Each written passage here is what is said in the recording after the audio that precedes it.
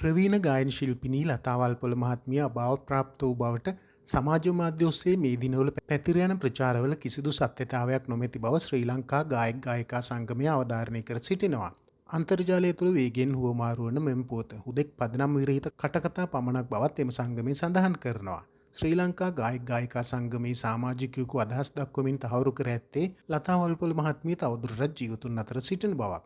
සමාජ මාධ්‍යවල පළවන ආකාරයේ හදිසි වියෝවක් සිදුව නොමැති බවත් ඔහු වගකීමෙන් යුතුව ප්‍රකාශ කරනවා. කෙසේ වෙතත් ඇය මේ වන විට දැඩි ලෙස රෝගාතුරව පසුවන බවත්, ඒ සඳහා රෝහල්ගතව ප්‍රතිකාර ලබා ගන්නා බවත් ඔහු වැඩිදුරටත් අනාවරණය කළා. ප්‍රවීණ ගායිකා ලතා වල්පොල මහත්මියගේ සෞඛ්‍ය තත්ත්වය සම්බන්ධයෙන් පැතිර යන කටකතා ශ්‍රී ලාංකික කලාකරු දයාන් විතාරණ මහතාද ප්‍රතික්ෂේප කර තිබෙනවා.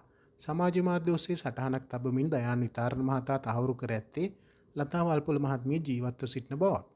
ඇයි රෝහල්ගත කළ බව සත්‍යයක් වුවද ඇගේ තත්ත්වය යහපත් අතට හැරී ඇති බවත් ඔහු වැඩිදුරටත් සඳහන් කර තිබෙනවා. ත්‍රිවිධ රත්නයේ ආශිර්වාදය ඇයට ලැබේවා. පැතිර යන කටකතා අසත්‍ය බව මම තහවුරු කරමි යනුවෙන්ද දයාන් විතාරණ මහතා තමන්ගේ සටහනට එක් කර තිබුණා.